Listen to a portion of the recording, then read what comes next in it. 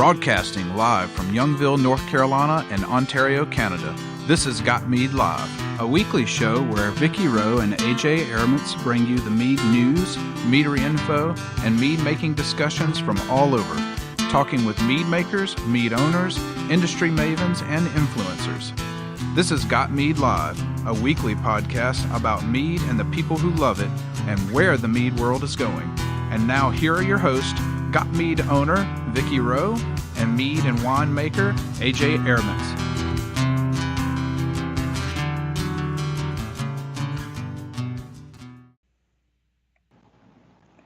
Live. It's Got Me Live. Yeah, live from the Den of the Puppies of the Apocalypse, the Bunny Pen in Ottawa, Canada, Ryan's Pad in Denver, and the TARDIS in Miami. It's Got Me Live. Welcome to the show. We got Manny and Ryan back tonight. Woo! Yay! Yay! We're not sure if Hamish is coming or not. He had a meeting, so maybe not. He'll let us know. But meanwhile, we got most of the band back together again, so that's pretty cool. Our guest tonight is Scott Neeley, who is the owner of Kingview Mead in Pennsylvania, and Scott's a pretty good guy, and we're going to bring him on, and we're going to basically pry all of his knowledge from him about mead making. So it should be fun. We're looking forward to having him on the show. And all y'all know that, like you, we're mead lovers, and that's why we keep doing this every week. But we're hoping to be able to upgrade the show at some point. And right now, it's a little over $200 a month to run the show. But we'd like to upgrade. Of course, upgrade means more money. Sucks, there you go. But so, if you like what you hear, if you like Got Mead, and if you find Got Mead to be useful, then consider donating, consider investing in Got Mead, $30 a year to, help us get closer to that goal. A little over 50 cents a week. That gets you access to the patron boards on the Got Mead forum. It gets you access to the patron Facebook group and award-winning recipes that are contained in those patron areas. We wanted to say thanks to those who started with us in the last week and who have renewed. Thank you very much. Your patronage is much appreciated. Very much so. If you want to track us down, you can listen to us live on the Got Mead website at gotmead.com, or if you prefer to listen to us on your commute or while you're cleaning the house or making mead, you can listen to us on Spreaker, iTunes, SoundCloud, TuneIn, or Stitcher. All of them have our episodes going back to the beginning. Just search Got Mead Live. You can find us online at gotmead.com. That's the website. Hey, yeah, we do have a website. Did you know that? The forum is linked on the website, and it's actually pretty active still, even though hardly anybody uses forums anymore. Gotmead still is busy. You can find us on Facebook at facebook.com/gotmead and facebook.com/groups/gotmead. Twitter, we are at gotmeadnow. Feel free to tweet us. I'm usually watching the feed during the show. If you want to send us a question or suggestion for a guest, just go to gotmead.com, put your mouse over Got Me Live radio show. There'll be a drop down that says send us a question. Just go ahead and do that. And if Skype is working properly, and Skype has been acting really weird for the last couple of months, so no guarantees, you can call us at 803-443-MEAD. That's 803-443-6323. So, AJ, what you drinking? I've got that bottle of Meridian Hive's Broken Crown, the raspberry and chipotle pepper mead, and I'm down to my last glass of it, and the more I drink it, the more I like it. It's got a nice subtle heat that just sort of sneaks up on you over time. The raspberry is really pleasant before the heat hits, and Mike, if you're listening, I had a fruit fly do had a face plant in my glass, and I picked it out and told it to spit it the fuck out. And I licked my fingers after I flicked it away. So, yeah, this stuff's really good, and I was willing to drink fruit fly for it. So, that's pretty impressive. Yeah, that is very nice. That's a good mead there. It is a very nice mead. The more I'm finding it, it needed to be open for a bit. But it's extremely pleasant, and I like it more the more I have it. Every glass gets better. Nice. So, Manny, what have you got? Well, I'm drinking a glass of my first successful Sizer bomb. Woohoo! Cool. Yeah, it's not, I guess it's not officially a cider because I kind of made cider and I kind of made bomb and I blended them. So it's not officially, I cheated a little, but this tastes really good. I had an old, half a quarter bucket of black mangrove honey that had crystallized, and used that with 1388, and then I used some D47 to make some cider, mixed them, back sweetened with a little Meyer lemon jaune, and the end result is absolutely wonderful.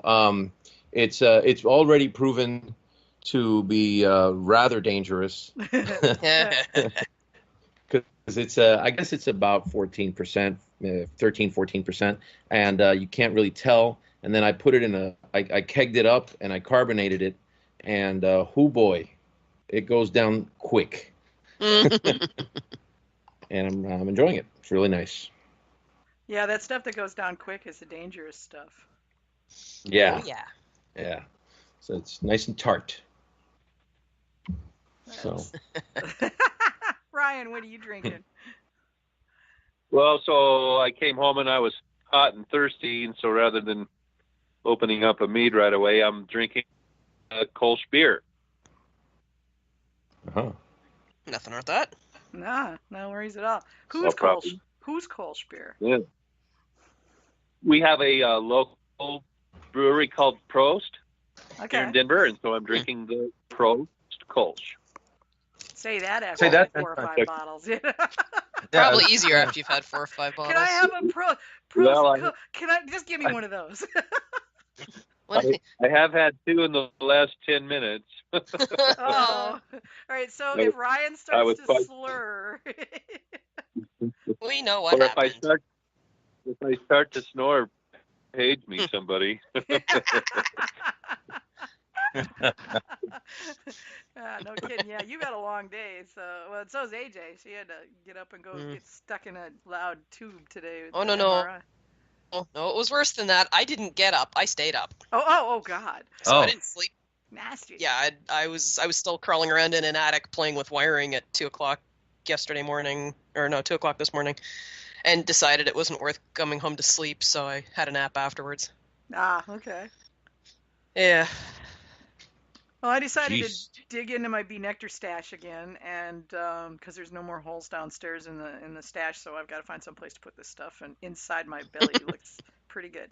I pulled a bottle of bee nectar Slice of Life, which is actually a hard cider with ginger and lemon, and it's really the ginger and lemon are pretty well integrated. So you get a nice cider. And the ginger and lemon just kind of go all through it, and you get at the end you get this long ginger finish. So and the lemon you get more in the Cool. nose than you get in the flavor, so it's really kind of more of an accent in the taste. So it's all pretty well balanced. I like it. I could drink way too much of this, and I'm glad I've only got 1 bottle of it. Yeah. I know that feeling. Yeah, could be super dangerous. So Mm-hmm. Well, if I hadn't worked so much this week, this bottle would not have lasted anywhere near as long as it has. yeah. Wow, you're the you can make a bottle last more than one sitting. That's impressive. Yeah, I know. That's good I'm restraint. constantly amazed that she can do that. Every once in a while I manage that. Yeah, well- but, Yeah, but Manny, I get a hangover on 3 drinks, so I got to be careful. And also, most of the time, I'm running off to go work after the show. Yeah. Okay. Well, that explains Yeah. that. All right. Yeah, finish painting a wall. Oh, tear down that wall you just finished painting. That's great. Thanks, oh, boss. Couldn't have yeah, told us that's that right. before we painted. Yeah. the never ending job there. Thank heavens I'm paid hourly. Yeah, right? Can't grouse too much if you're getting paid for it anyway, but still it's frustrating. So I'm going to go ahead and get Scott in here, and we can have a chat with him. Manny, you want to read the plug, the on-air? Absolutely. Hello, this is Here Scott. we go. Hey, Scott, hang on. Welcome to Got Me Live, and hang on one sec while we read your commercial. All right. Go, Manny. Okay, here we go. It's the Kingview Mead, yes? Yes. Drink to save the world with Kingview Mead. Our award-winning meads, wines, and hard ciders will bring a smile to your face and a warmth to your soul. Our mission is to bring great mead with a noble cause to amazing people. As we donate beekeeping supplies to smaller beekeepers, that keeps good food on our table and more honey for our drink. Order online in Pennsylvania through kingviewmead.com or out of state from vinoshipper.com. Follow us on Facebook and Instagram at Kingview Mead. Cheers. Gotta love it when you've got a TV producer for, a team member. We Yeah, have it's a amazing. pro on staff, yeah. Use your resources. Yeah. That's right. So Scott, what are you drinking tonight? I wish I had that voice. Yeah, right? Yeah. Water right now because we just got done bottling a whole bunch. So Oh, okay. So you've been trying to relax. tasting and stuff, right? We've been at it. I'll bet.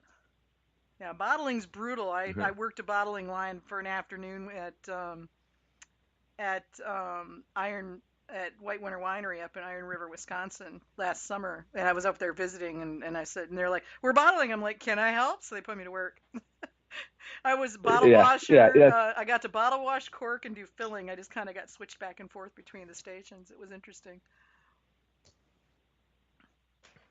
Well, you'll know not to ask that question again. Sorry. That's all right. Yeah, any help helps. We always need people, so we got to reach out, bring people in. They like it though. It's calming. They don't have to talk to anybody. Yeah. Yeah. Sometimes that is a good thing. And it's a thing, really eh? focused thing too. It's very zen because it's like pick it up, fill it up, move it over, and it's like the same motion over and over and over again. And you don't have to, like you see, you don't have to think, you don't have to interact with anybody. You're just doing your thing. Yeah, exactly. Yeah, I found it to be a very zen activity. I really enjoyed it, and it was nice to be able to help out. So it was cool. Yeah, But I started kegging because I hate bottling. Yeah, well, that's we're looking at when we move, we'll upgrade to something more substantial than our manual process now. But people like it. Yeah, it's they say it's relaxing. I said, oh, maybe you should pay me instead of me paying you. yeah, right. But Pay them in Tom wine. Sawyer over here. start opening a Zen relaxation therapy. Yeah. It's called bottling yoga. Yeah. Call it There you bottling go. yoga and charge $400 an hour to right. participate. If you can get a couple of goats in there, so much the better. Everybody will love it. You could charge for it, make lots of extra money. Oh, God. Goats a hot topic right now. Yeah, I know, Honestly, right? we're talking about goats just this past weekend. Yeah, No. heat the meadery up to like 112 degrees. Bring in a couple of goats, have them stripped down to to just their shorts and put them to work. And charge them $40 an hour, and you'll get all your bottling done. There you go. I like it. Maybe we'll try it. There you go. You don't want it too hot, though, because you don't want people dripping sweat in the bottles. Good point. So Yeah. hot yoga probably not so much, but go yoga might work. I don't know. Hot bottling. Yeah, that's a good point. Very valid. We've got beer yoga down here, so anything's possible. In Miami, anything We is actually- possible. Yeah. Yeah, we did a mead yoga up here already, so we'll Cool. probably. Oh yeah, Cool. yeah. Went over pretty well. Got to educate people, and then they went and spent an hour doing yoga, and then came back and had a good mead and 3-course meal pairing. So you save the mead for after the yoga? It's probably safer. Yeah, we that did. Yeah. We did. Yeah, you don't want somebody giving themselves a concussion trying to do downward facing dog when they're inebriated. Right. I was thinking maybe one glass might loosen you up a little bit so you could get deeper into your stretches. That depends on the person. I've got friends that one glass be enough for them to get a concussion doing downward facing dog. Okay, fair. It depends on the ABV, right? Yeah, well, True. And actually, the sack strength. no. This particular person, God love her, is such a lightweight. Oh boy. She is a cheap Well, my mom drunk, got loopy on My mom got loopy on de-alkalized wine cooler, so yeah, some people are really, really, really sensitive to it. Yeah. Yeah, my mom is like a one drink wonder too. It's like, it's great because I don't have to worry about her getting into my stash. So. My mom hates everything I make except for the stuff I don't like, so I don't worry about that. Yeah. She doesn't like anything sweet, and all the stuff that I've made that's dry, she likes it. So you know what? You're welcome to it. I wasn't gonna drink it anyway. There you go. There you go.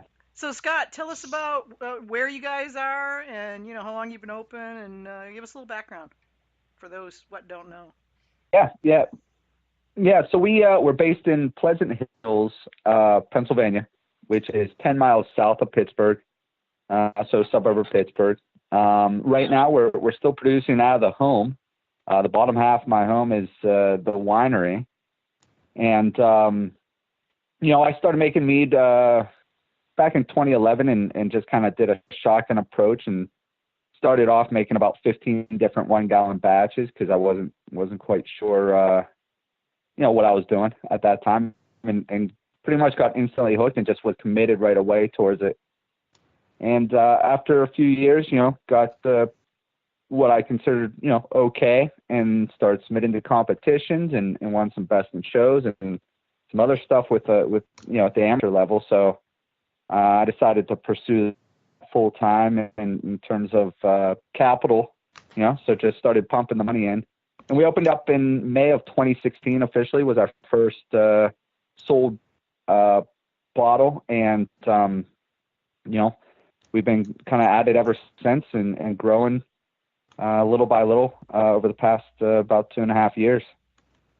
So that's cool. It's awesome that you guys can do it out of the home. So many states don't let you do that. I wasn't aware that Pennsylvania did, so that's pretty cool.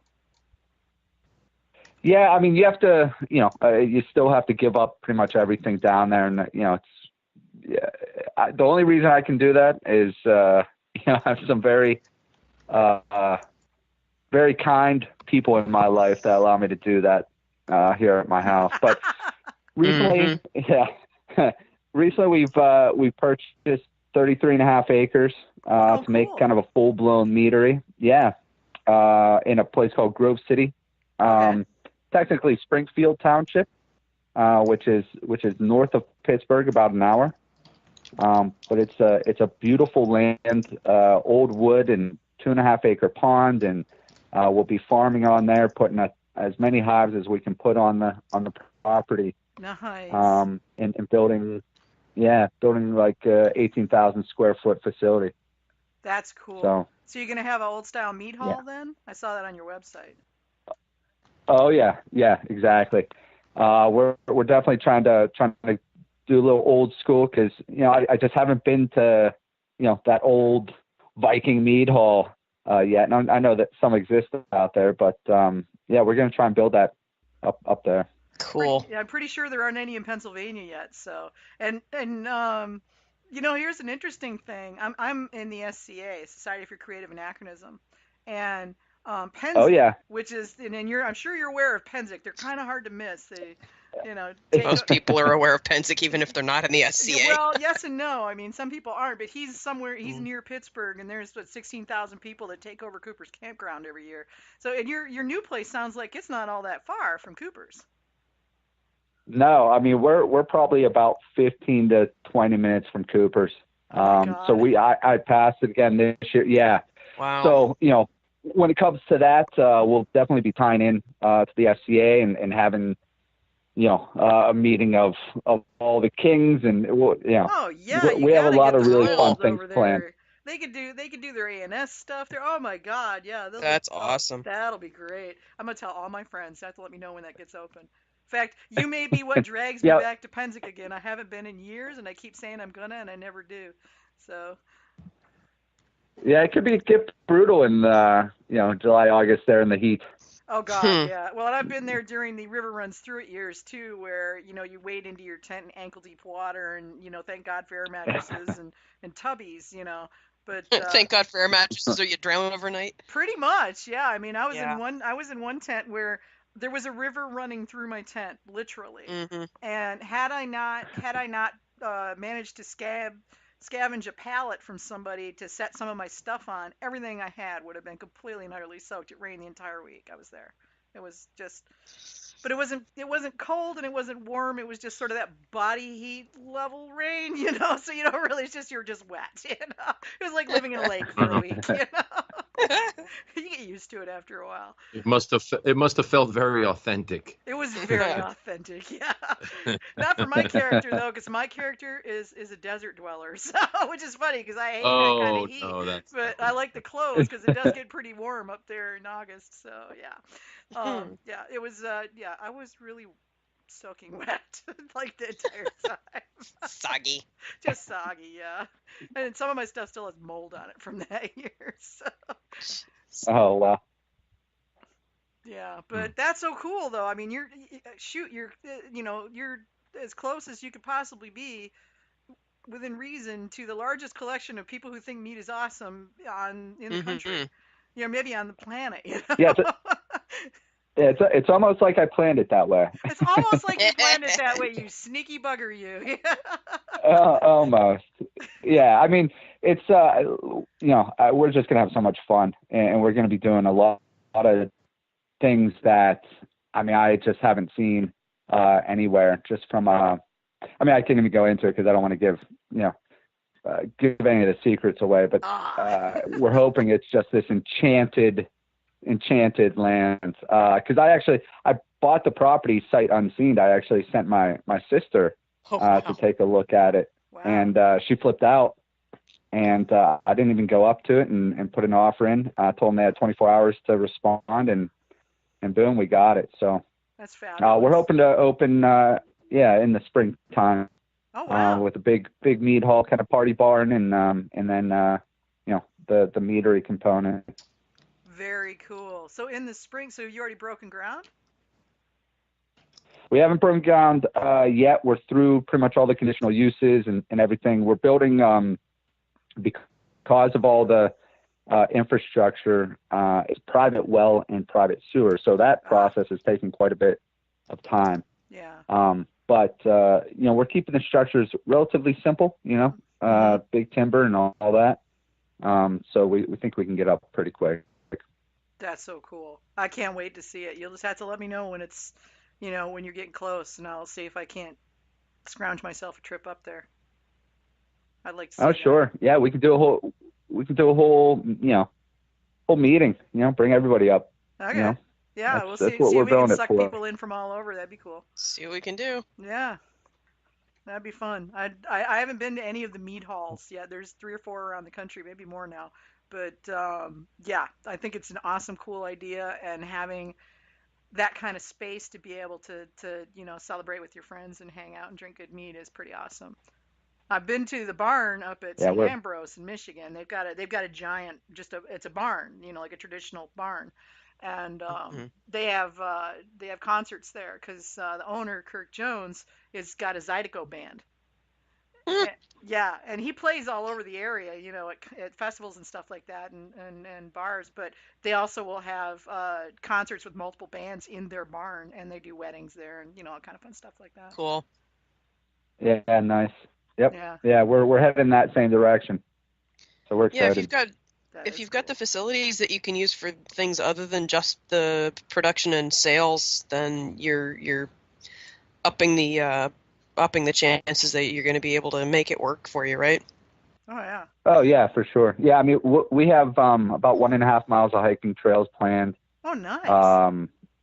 Yeah, it really is going to be kind of a destination. A lot of hands-on, how-to activities. We'll be farming about 4 to 6 acres of the property.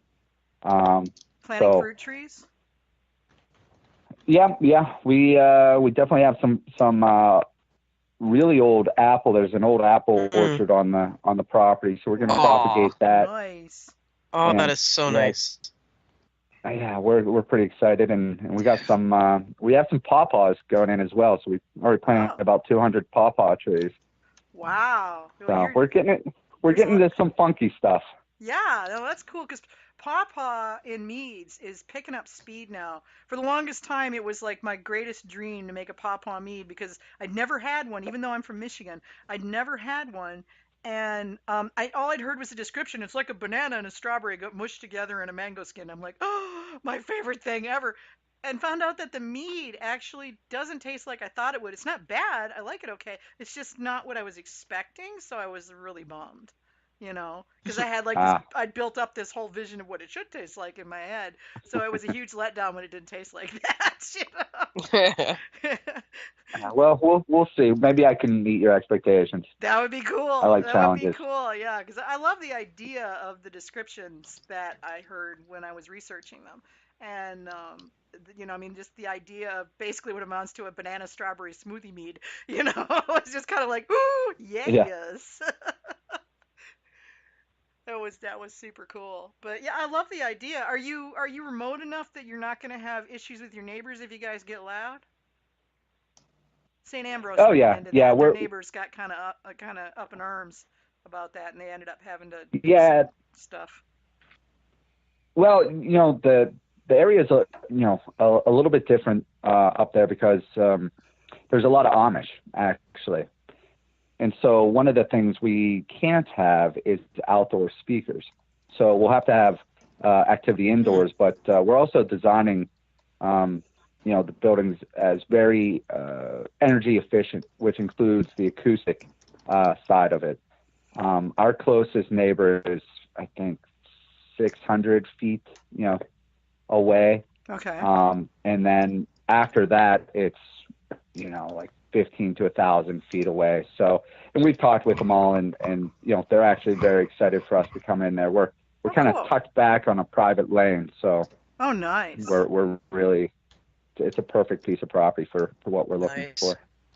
That's so awesome. I'm so happy for you that you found the right piece, and with so many things that are all working out with the where it is and the proximity to things that are going to be really good for your business and friendly neighbors. That's a huge one. Yeah, that's a good one. Yeah, well, we were looking for land for quite some time. I mean, I didn't plan on starting the meadery here in my home. I was hoping to find some land and just got frustrated. Had some deals fall through and just was like I got to start making mead. And, kind of concocted the idea of just starting it here. And, we're definitely at max capacity here. There's weeks you can't fit anything else here at all. So it's kind of our problem right now. I imagine your family probably like the basement back too. Yeah. I mean, it's I just finished the basement and made it real nice actually, and then a year later, you're not moving in it, so happens. How old are you? You have kids? I actually don't. I don't have kids. I'm actually I don't have kids. I'm actually not even married at this point. But okay. that hopefully that'll not change. because of the meadery in the basement or anything. Yeah, no, but that will certainly change here. Oh, cool. Hopefully, we'll see. Yeah, well, we'll keep our fingers sorry crossed to hear that. for you. Danny. Sorry. Don't make me tell your wife. She will, She'll make you sleep in the garage. Oh, you Is think that she really doesn't such already? a bad thing? Well, yeah, I mean The it's garage hard. is his meadery. Yeah, but it's Miami and Miami, and it's really humid, and yeah. So yeah. Well, that's cool though. I'm really chuffed to see. You're gonna have to post like progress pictures, like, oh look, the structure's up. Oh look, we got the walls up. Like Starlight's been doing with their new place. Yeah, I love following along. Yeah, we'll definitely be doing that. I have some videos, just haven't published them. Trying to clear out land and get everything ready from the farm perspective. But we'll definitely be taking a lot of videos. I'm so jealous. Jealous? I so badly want to be farming. In Canada, you have to. It's a lot of work. Yeah. Oh, I know. Yeah, I've been trying to maintain a garden from like 20 kilometers away from where the garden is, and it's a lot of work. And I'd really rather just have it in my backyard. But I live in a condo right now. But in in Ontario, anyways, you can't have a winery without at least 5 acres of fruit and crops, and your meadery, you have to be a licensed beekeeper with over 100 hives. So they don't let you start small here, so I'm working up to that. Yeah, I did hear about that when I talked with some people from Canada. I was curious to see what kind of restrictions they had on you guys. They make it tough. They really don't make it easy, so that's why Ontario's got 4 meaderies, 5 meaderies. So. Yeah, I think it's 5, maybe 6 by now. I think there was one in process. Yeah, I'm not sure how that worked out. I'm gonna have to get up with John Bryans and see what's going on with that, since he's kind of heading up the Ontario crowd. Yeah. But yeah. So how'd you end up getting into mead making anyway, Scott? I was going to a lot of wineries, and my background, I'm an IT and finance guy, which a lot of mead and wine guys are. A lot of us are, yeah. Yeah, it pays the bills, right? It lets us get into it. Right. But I was going to a lot of wineries, and I like to be outdoors. I like to see things grow. I like to make things from things that grow. And, I just kept trying to look for a business model that made me feel good. And, when I was at these wineries, I mean, the people serving you, their job is to make you feel really good, right? And you're having fun, and you're getting to experience things that have grown from nature. And so, that really got me thinking a little bit. And on my end, I'm half German and mutt Northern European, and mead around the Pittsburgh area was just kind of there. But for me, I looked at that as something that mead talked to me a little bit more than your traditional wine. It was a challenge. It fit kind of my culture, my being, but more importantly, I look at nature a lot, and you look at the cycle of bees and honey being just this purest of ingredients. And that process is hundreds of millions of years old, where, they go out, they do good. The bees go out and they propagate plants, and they produce more growth, and they get fed, and then they grow, and then that cycle just continues. And so it made it, extremely natural for us to just interject ourselves into that cycle and take the honey to create, this value add product, and then turn around and help those same beekeepers to continue that cycle. It gave us a forum to get out there and educate people and do it in a really fun way.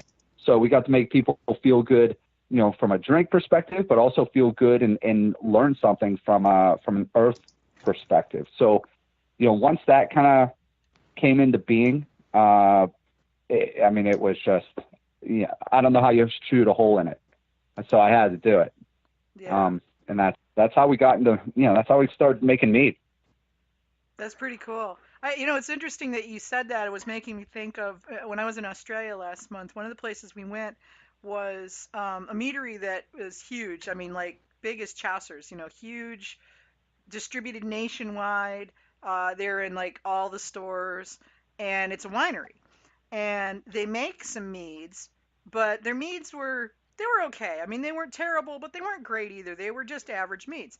But then they decided to do, they suddenly realized that people were coming in and asking, did they make meads? And then not being as impressed as they wanted them to be with the meads that they had. So they made a session mead, and it's actually pretty good. And so all of a sudden they've got busloads of people coming to sit on the back deck, drink mead, and eat tapas that they're pairing with these meads. And so they started putting a whole menu together to pair with the meads. And and you get all kinds of special little setups to to go along with it. And it was really cool. And they've all of a sudden they've latched onto this whole new market that didn't even know that was there. Yeah, they kind of stumbled upon it. In a way, yeah. I mean, they already had busloads of people come because they're right on one of the big wine trails in southern Australia.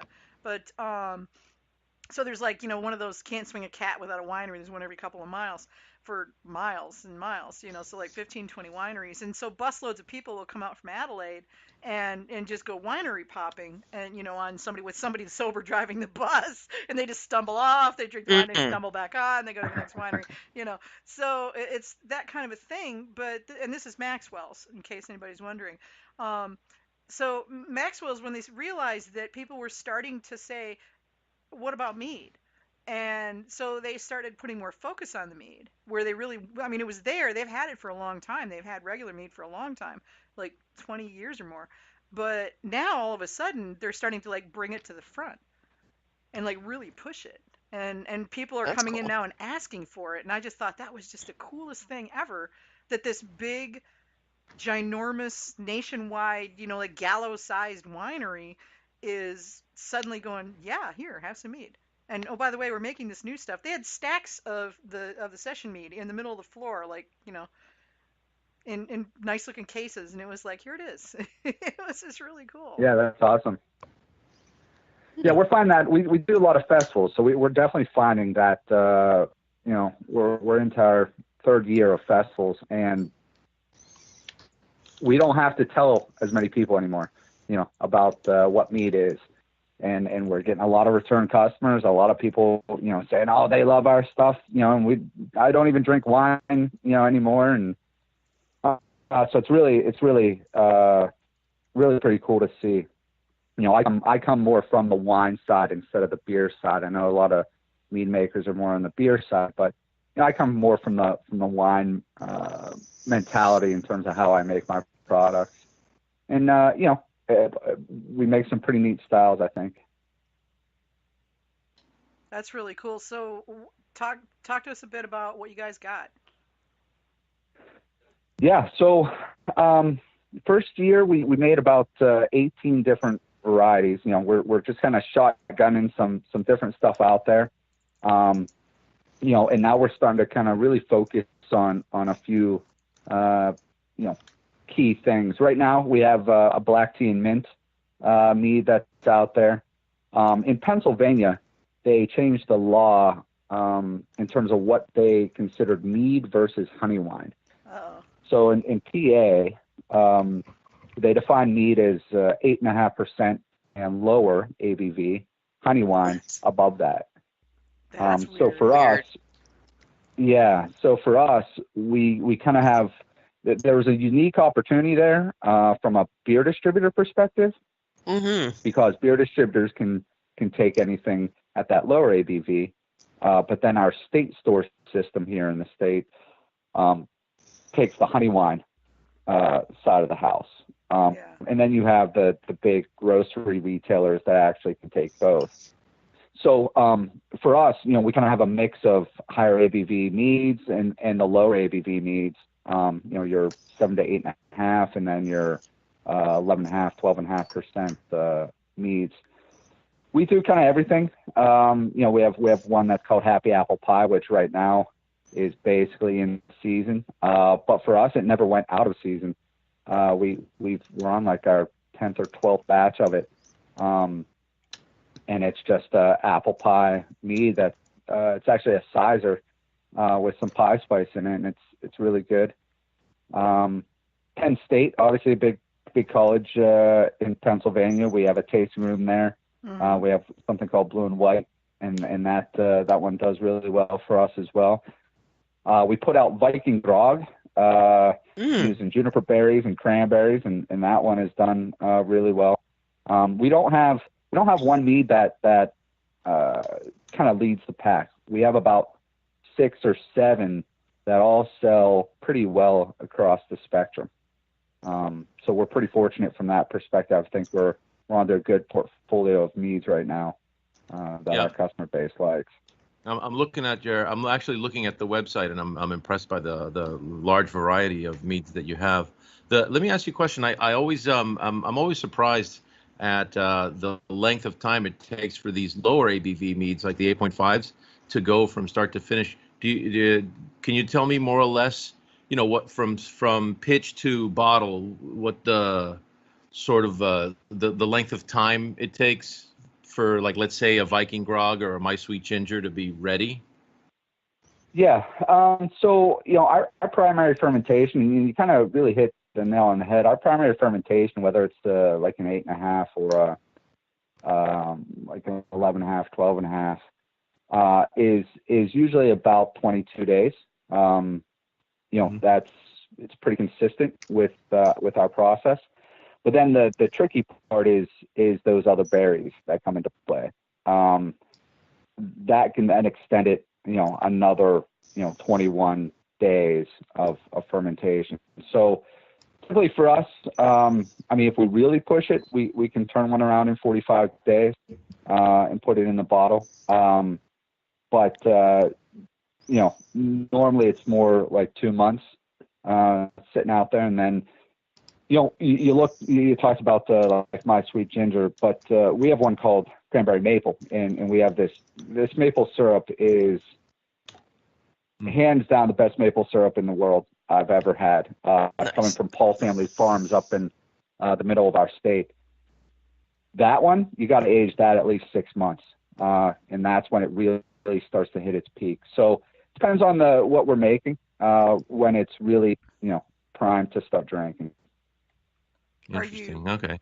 Are you barreling any of them, or are they all going straight into bottles? Yeah, we don't have the room to barrel yet, unfortunately. But we definitely have plans for barreling at our new location with all the space. Sure. So they are going straight to bottle at this point. We're not carbonating either. We could right now. We have the capability to carb, but we just aren't. That carbonation is definitely an interesting topic because we make hard cider as well, and we don't carb that. Yeah. We find like half the people like the Spanish ciders.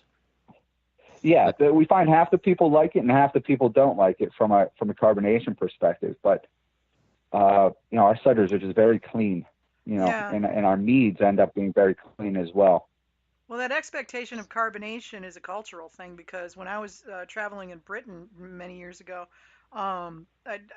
my girlfriend was like getting Guinness everywhere we went, and I'm like, dude, we can get that at home, and I'm going, what's in that barrel on the back of the bar? And it's covered in moss with crap dripping off of it. And they're like, oh, that's a cider that Joe down the road makes. It's been sitting there for months. Give me a glass of that. And none of them were carbonated. Some of them were kind of chunky, but none of them were carbonated.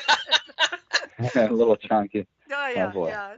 We're talking super country. Yeah. There was no filtration. There was no, they were like, throw the apples in the barrel with the water, shake it really, really hard, and let it sit till it was done. Yikes. On that note, Scott, what is your approach to fruit in melomels? Do you do most of it in primary, most of it in secondary? Do you do a combination, post-fermentation? And how do you treat your fruit? Yeah, it's basically a combination. We typically do it in primary. Just because what I've found is you want the characteristics of the fruit and you want the characteristics of the fermented fruit with the honey. That's really kind of where I started and had a lot of success. So I haven't really changed that at all. We use a ton of fruit. Some of our blueberry, if we do a 150-gallon batch of blueberries, that calls for about 400 pounds of blueberries. So, it gets messy depending on what we're making, but we think it to me, you can taste the difference if you're putting it in primary. Depending on the batch, sometimes we'll add more in a secondary as well, if we want a little bit more fruit characteristic. But yeah, we don't use extracts. We kind of, against the extract mentality. We want you to have kind of the pure ingredients as much as possible. More of a farm to table kind of approach. Yeah, exactly. We want you to feel really good about what you're drinking, not just because of what it stands for and what we're doing with our Mead for Bees program, but just from a product perspective, because food education I think is important and it's going to be part of our whole shtick up there as well. And since I haven't been on the show for a while, most of the guests have been spared my question. Here we come. But I have been noticing that you do have some very interesting combinations of flavors. So I was wondering if either now as a professional or before, had you ever experimented with combining different strains of yeasts to get different flavor profiles? Yeah, exactly. So I think that's kind of one of our secrets is, a lot of what we're making, depending on, obviously the style and the ingredients, we do use combinations of yeast. I make quite a few varieties. You read the books about D47 and whatnot, and to use that. And to be honest, I haven't used that for I don't know how many years at this point. Again, coming from the wine side, there's some very interesting properties for some of the wine yeasts out there that we found to be, right up our alley, I think, especially with mellow and that.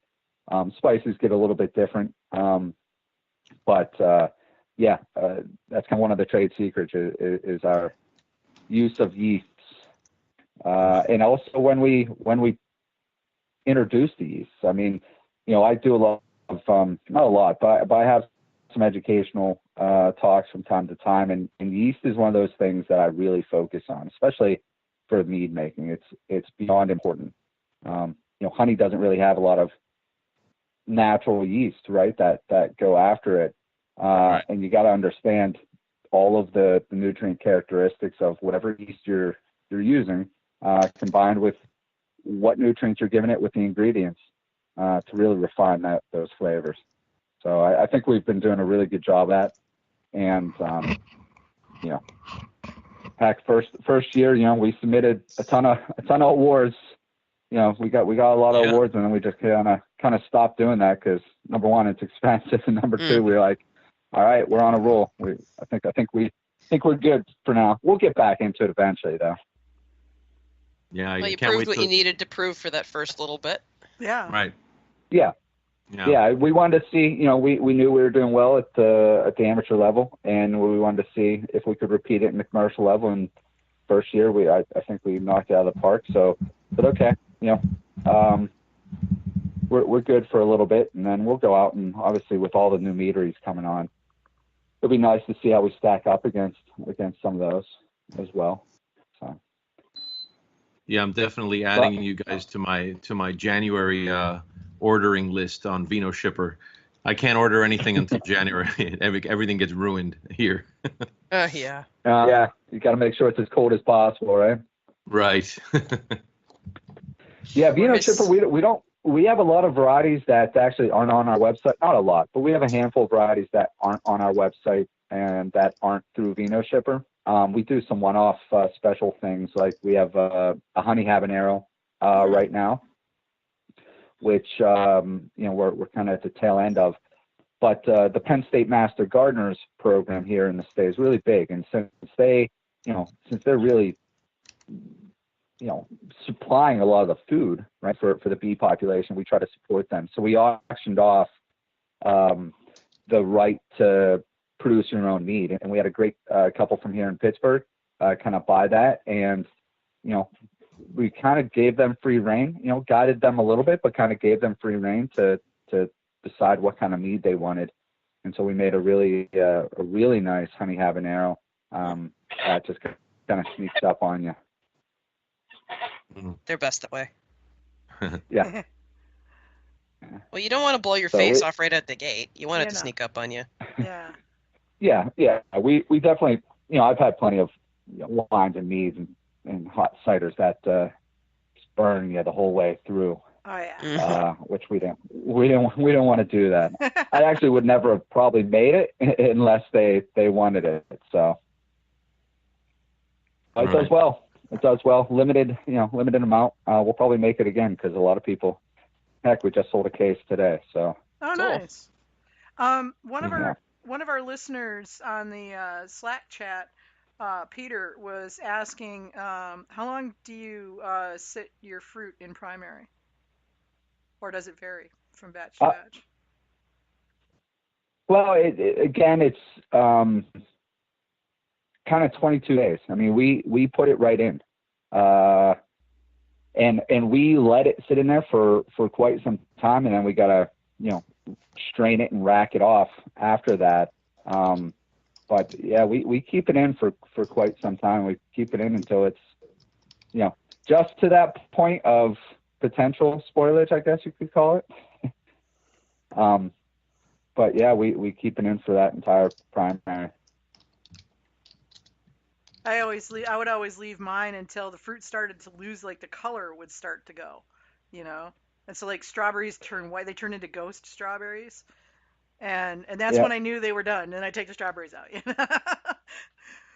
Yeah, well, we use pectic enzyme, and that really kind of starts to destroy the walls quite a bit. True. And so a lot of our fruit kind of dissipates within the whole must there. But it gets every last bit of tannin and every last bit of flavor out of there. Cool. So. What size fermenters are you guys working on these days? So we have 300-gallon fermenters. We have 150-gallon fermenters.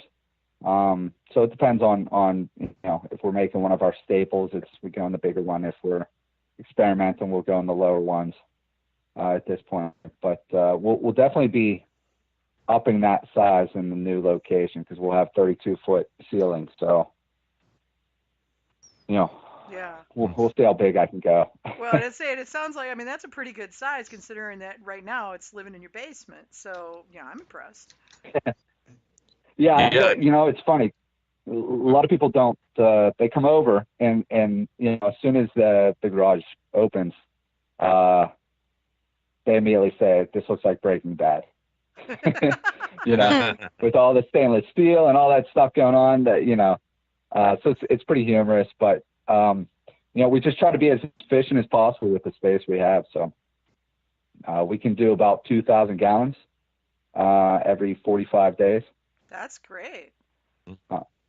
Yeah. So it's pretty sizable. At that size, you must be having to cool it and with the water jackets and things by now, right? I mean, that's not home making anymore, no?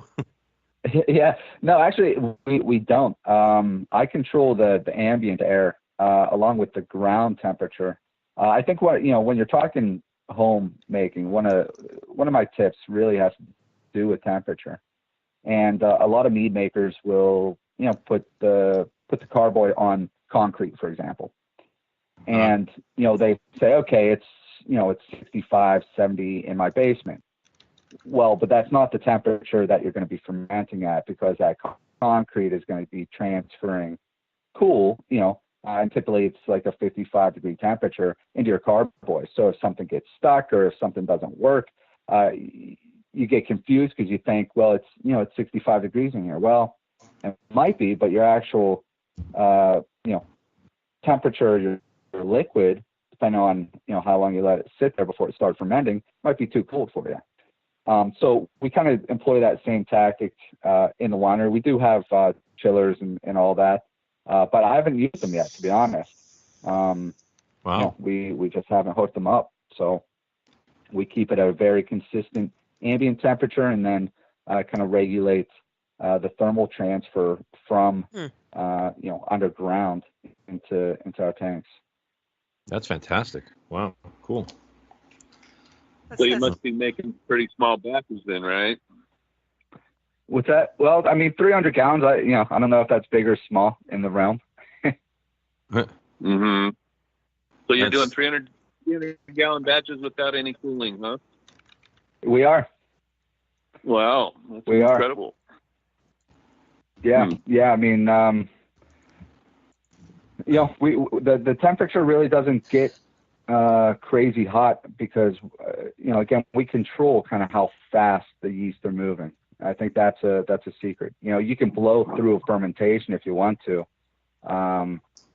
but we really try to keep it very, very consistent and slow and steady because the yeast will get temperamental. They'll start throwing off flavors, and where we have it really kind of nailed down to a science without using some of the cooling. Now, when we go bigger, yeah, we're definitely gonna have to introduce some of that, the colding and glycol systems and whatnot. All right. So you must pick yeast strains that are happy at warmer temperatures. To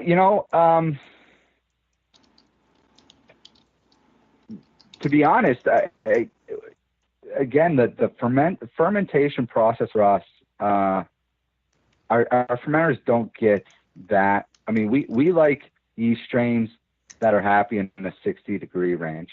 If they get above 70 degrees, and it's an issue. And we really monitor our fermentation to make sure that they aren't getting so aggressive to kind of go through all that. Go through so quickly, and then it doesn't heat up as quick when you're really kind of controlling the expansion of the yeast to a certain extent.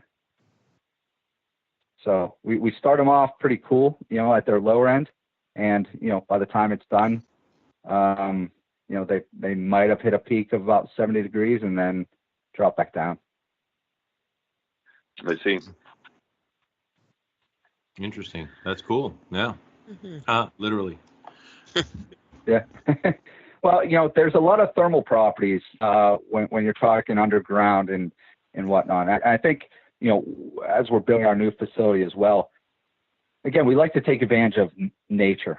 We don't like to use excessive energy or anything like that if we don't need to. And the earth provides just an incredible amount of energy in it that if you know how to tap into it and use it right, it saves you a lot of money and hassle on our end. Of course, I have a heater, and I have your AC units and whatnot down there to really keep temperature pretty consistent. But Mother Nature's providing everything we need right now for the most part. So is this an earth shelter where you're actually buried under the ground, or at least to some degree, or? Right now? Uh-huh. It's not an earth. Right now it's not an earth shelter. Now, I mean, it's in our basement and garage area, which is 75% underground at this point, so it's safely regulated down there. You got like a walkout basement? Yeah, exactly. Nice. Okay, that's cool. Exactly. Yeah. So. What are some of your favorite us. strains that you guys like to use? What's that? When I say, what are some of the favorite strains you guys like to use? Yeah, so it's kind of a mix. I mean, your 71B. I use mostly exclusively the Lavalin strains. Mm-hmm. And 71B is obviously a good one for mellows. I mean, I think everyone knows that. But then we get into some other ones like QA23 is something a little bit different that gives you a little bit more of a wine characteristic to it. Obviously if you get stuck, you have to bring in EC 1118.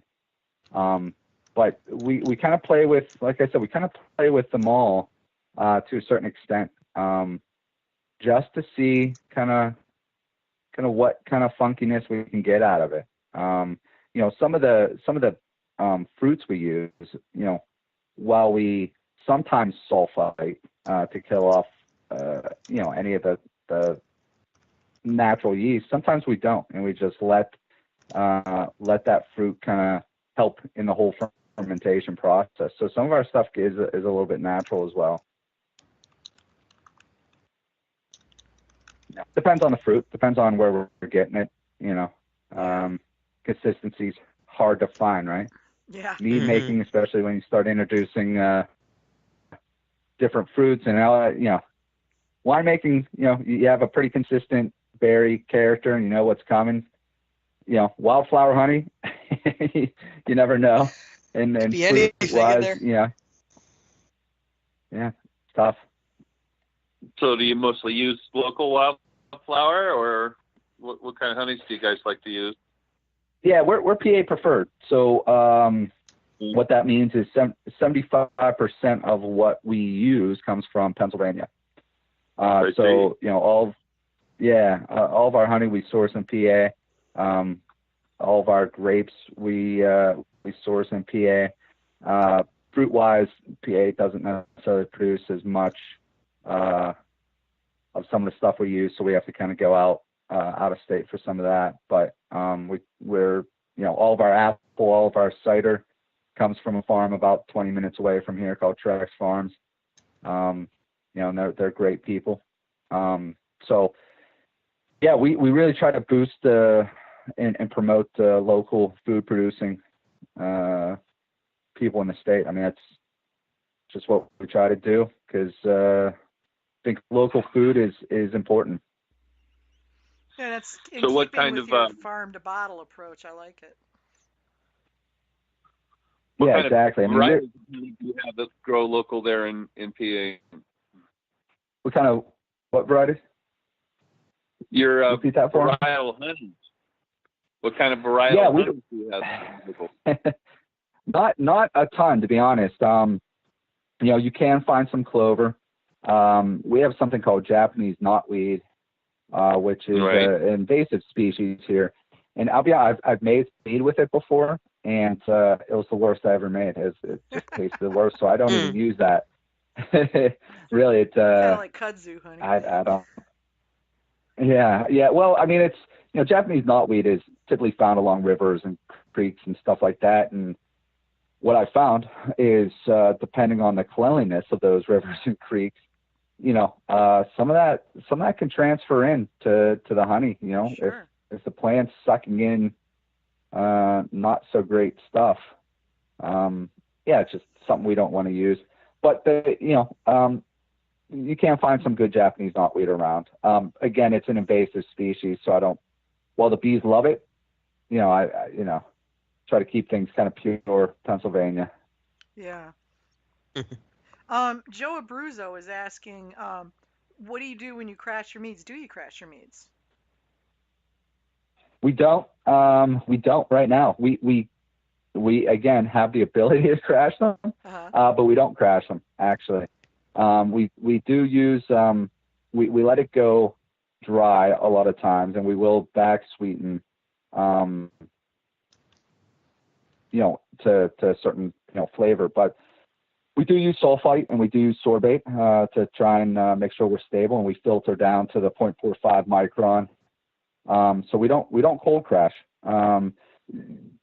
That has caused a little bit of problems with some of our products, but we've adjusted and have kind of solved some of that issue.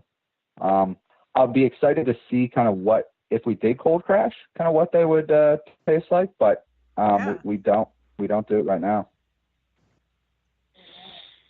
So you mentioned that you've had some problems. What kind of problems were you having? You know, re-fermentation.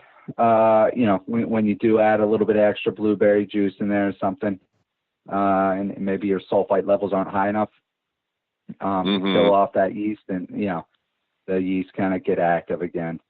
So we've had that happen on a couple styles we've had. So are you using a little bit better upfront. Right? Are you using an analyzer to control your SO2 additions?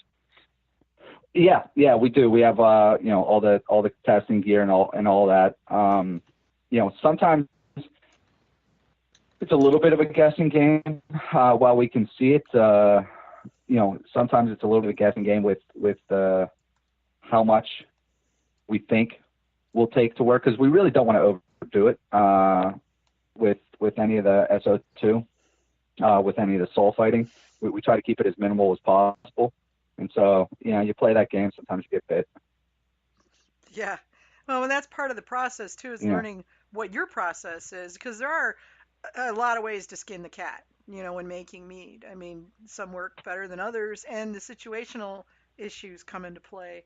You know, how you're doing it, how big your batches are, what kind of mead you're making, what sort of honey you're using. I mean, there's so many variations of how you can get from A to B, you know. So, you know, you're working out your process, and that, you know, over several years you'll get it down to where you can do it in your sleep. And it'll be like this one is done this way, A B C D E F G, and it's in the bottle or keg or whatever. Yeah. But that's part of the deal.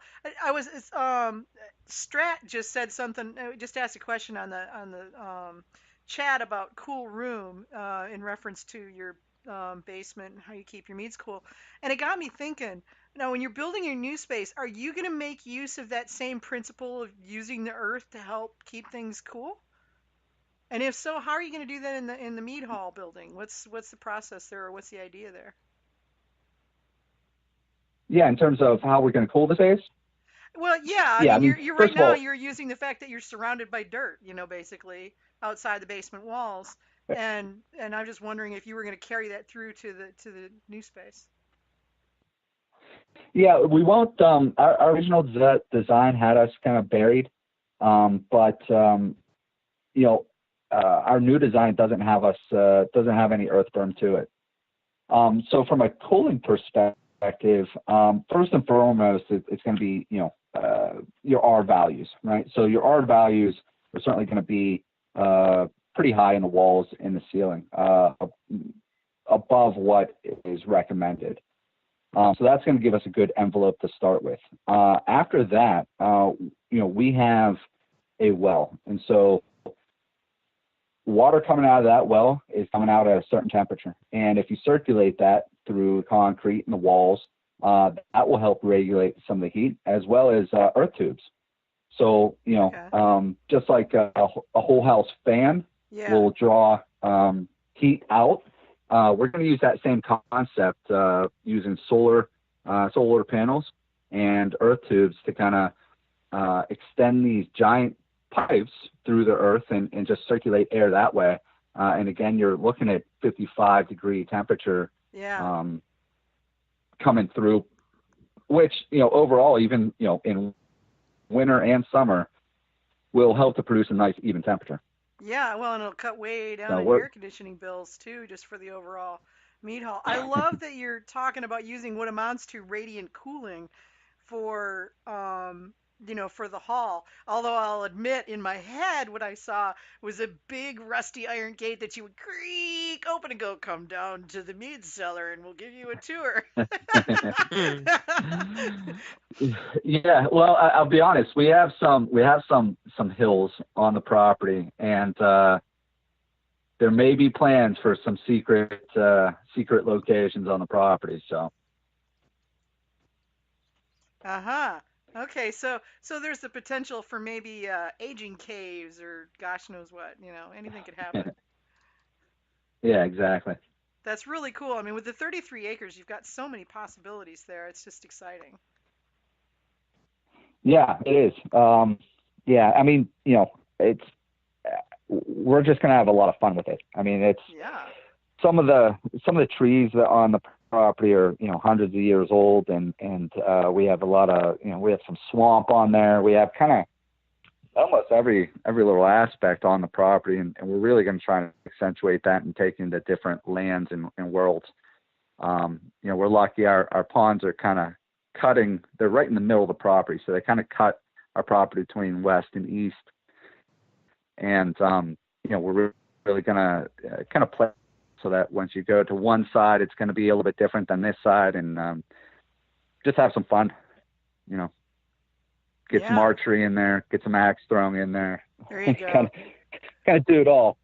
Yeah, I like it. And it's in keeping with the whole meat hall concept. And one of the things that St. Ambrose did on theirs, because they've got a pretty big size, I don't know how big their property is, but it's goodly sized.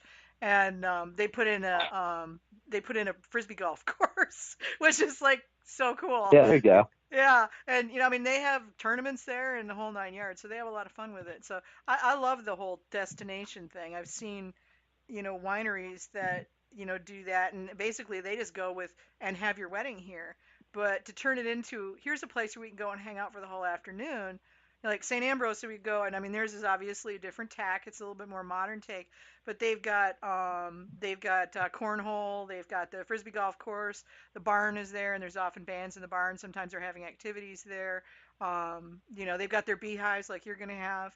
So you can go like observe the bees and, I mean, there's just sort of you can wander about with a glass of mead in your hand and have a really good time. Yeah, that's the key, I think. You got to make a destination for people. I mean, in this day and age, you want people to relax and get away from technology, get outside. I mean, that's really, the Kingview name really comes from my belief that, we need to go back a little bit. It's funny because I'm in IT project management, but, at the end of the day, we're so connected all the time that, we need that time away from technology and bare feet on the ground type of stuff, to really kind of reset ourselves. Yeah. So we hope people stay and yeah, we want people to stay for quite some time. Yeah. That being able to separate them from the overwhelming modern world that just presses so hard against us from every direction all the time. I mean, you never escape it. So I think that's huge. I mean, you don't think about it until you get yourself away from it, And I know AJ doesn't spend that as much time in it as some of us do. Like it surrounds me all the time, but it's part of my job. But when I was in Australia, I mean, pretty much the only time I touched my phone was when I was taking pictures, and the computer. I had my tablet with me, but I only took it so we could watch movies at night if we wanted to, and in case I decided to do a Got Me Live broadcast, But it literally stayed in the bag 90% of the time. I mean, I didn't even really look at it. I wasn't checking Facebook. I wasn't even hardly answering email except for stuff I absolutely just could not ignore. And it was so refreshing. I felt like I could breathe again, and to just be out wandering. We just go out for a wander. Hamish and I would just park the car, leave our crap, drop our phone. Well, okay, take one phone so we could take pictures, and then go off wandering down a trail. We had no idea where it goes. We're just going to go wander down and see where it ends up. Yeah, I mean, that's what it's all about. Yeah, right? It was great. So yeah, the fact that you're doing that's gonna be pretty darn amazing. I'm really looking forward to seeing the place. One thing that caught my eye when I was surfing your site earlier, plucking up bits of data about you, because that's my job. I saw one of your news pieces that said something about you had a mead with lavender in it, and I'm curious to hear more about that. And I'm also curious how you worked with the lavender. How did you end up using it in your mead? Primary, secondary? How did you, get it to infuse, that kind of thing? Because a lot of people like lavender, and there's about 80 million different ways people come at it, Yeah. So that's a parliament style mead, and what we do is we kind of make a tincture out of it. We make a tea out of it, and then we'll strain out the lavender and put it in. The first time I did it, I just kind of did a kind of a dry hop method with it. And you really gotta watch when you do it that way, because there's a point of no return when it comes to doing a kind of a dry hop lavender. And so when we did the dry hop lavender method, the second time I kind of let it sit in too long. And then you get, it was kind of a 50-50. People that really love lavender absolutely loved it, bought a ton of it. People that, hated lavender, basically spit it out. So now we just kind of make we make a tea out of it and kind of reintroduce it after the fact. So as part of the, post fermentation process. Ah, Do you use But, do you use alcohol to make that tea, or is it or do you actually make a tea by boiling it in water? Yeah. Well, we actually take some of the mead and we use the mead. So we boil it right in the mead. Oh. And then reintroduce our mead right back into it with the lavender kind of concentrate in it. Cool. I'm gonna try that. Yeah, I like the idea of dry hopping with it, basically. That's kind of cool, too. Yeah, you just got to be careful. And again, what will happen is some of those kind of lavender flowers will sink, so you're going to have a little bit of a mess. That's also another reason why we went to kind of the tea base because we were able to get many of the particles out, so it wasn't as messy for us either, doing it that way. But yeah, that one did real well for us. We won at the amateur level when the first time I made that. We won best in show down at the Virginia Cask Classic. It's a beer, cider and mead competition. We took the whole thing with it. So oh, nice. That's one we bring that one out seasonally, and people love it when we bring it out. So just on creativity alone, you get points, because not a lot of people would think of lavender. Yeah. I mean, we like spices. I think spices are a good thing. And right now I'm limited by my space. There's so many things that we want to do here, and we're limited by the space. Yeah. To be able to create. I mean, I have basically a production manager, and I just kind of guide her at this point, and she's awesome. And, she has a lot of ideas and stuff she wants to do.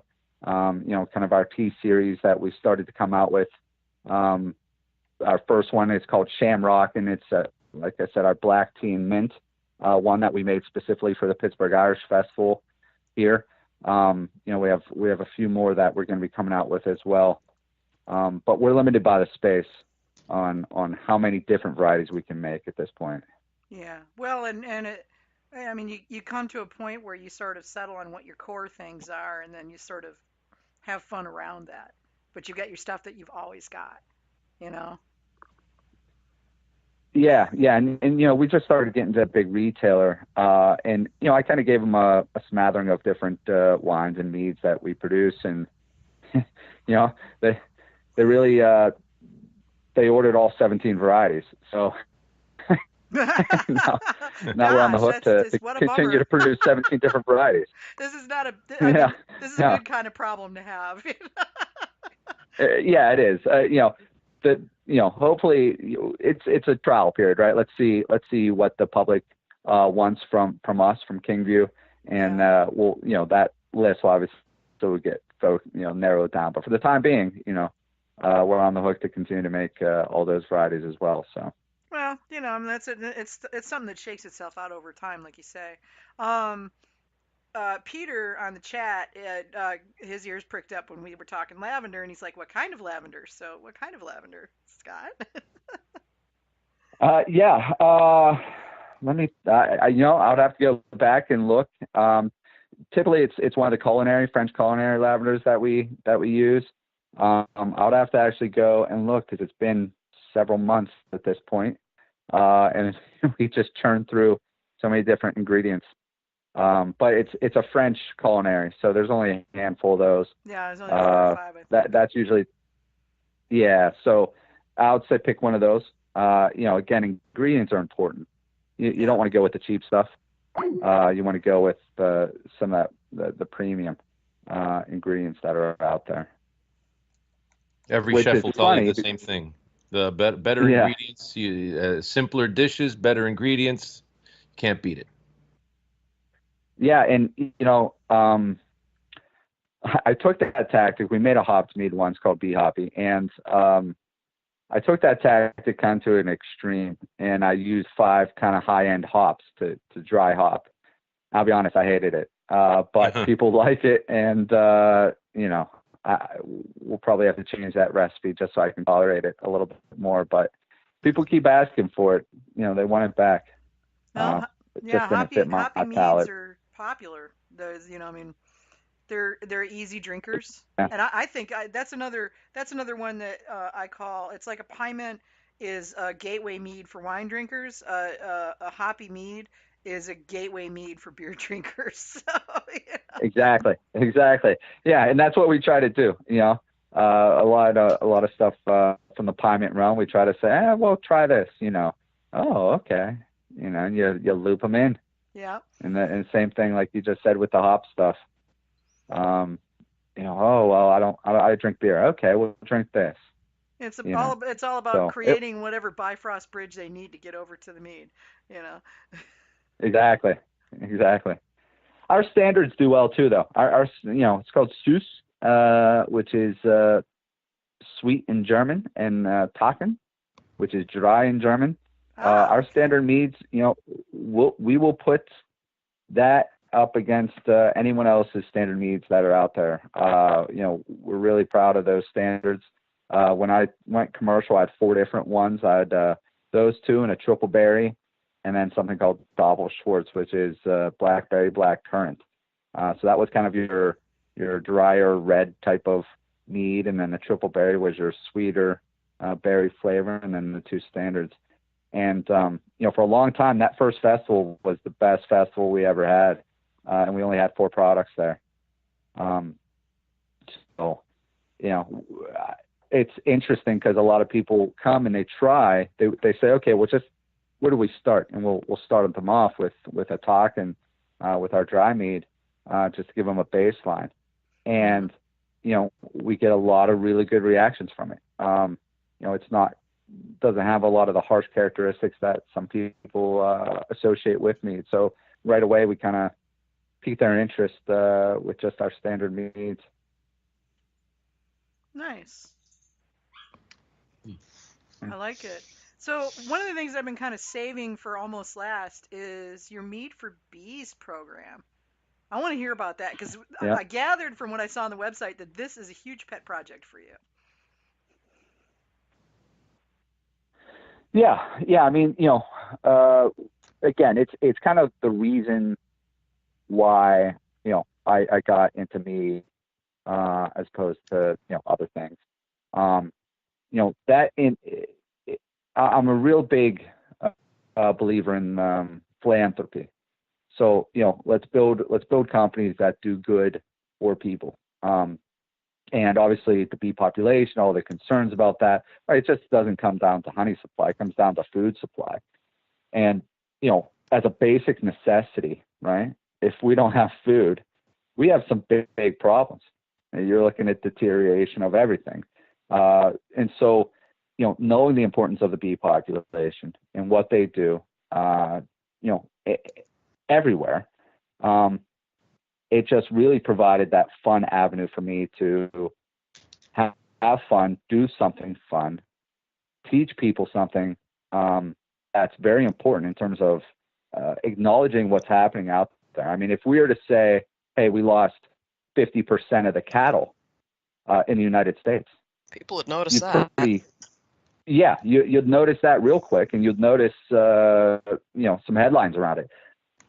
But that's exactly what's happening from a bee population, and people aren't recognizing that. Now, all the attention, where the populations are starting to get stabilized a little bit more, but I know here in Pennsylvania, at least on Western Pennsylvania, the summers that we're having are somewhat good, sometimes bad, and then the winters are creating issues. I mean, there's no one smoking gun that's really kind of affecting the bees. There's 4 or 5, and people need educated about that.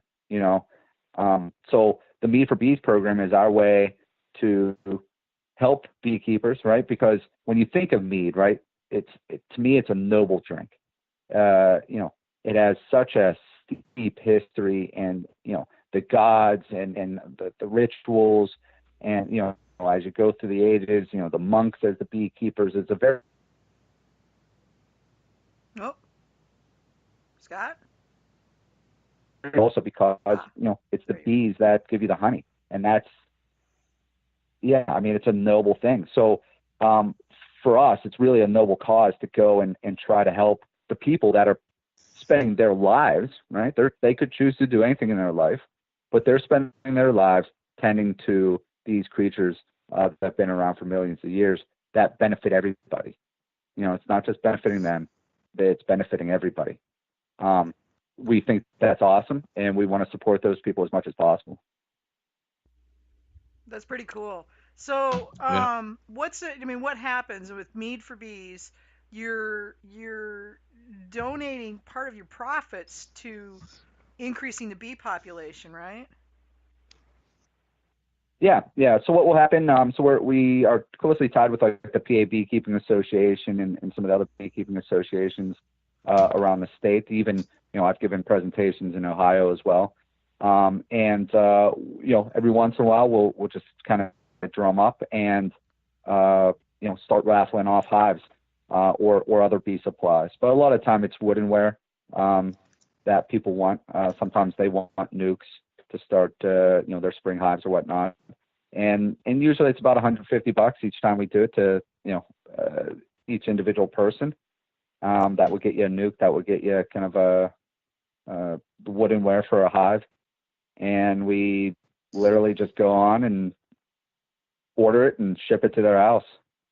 And really cool. for us, there's a lot more work for us to do there. I mean, I still really envision that program to get much larger. And as a new business, it's a hard thing to do. It's a hard thing to kind of give away that much money, but we try as hard as possible to do it, and we've given away quite a few. I know I haven't updated the website for a while because I know we just gave away some more hives. So, I only have 2 hands and 24 hours. So. Yeah, and then there's the making of the mead, because that doesn't take any time or anything.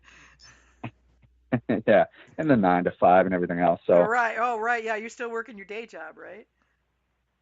Yep. Oh, yeah. Okay. Yeah. So you've really got like lots of jobs. Oh, sorry, my voice is getting all crackly. That's just really cool. Though. Go ahead, Manny.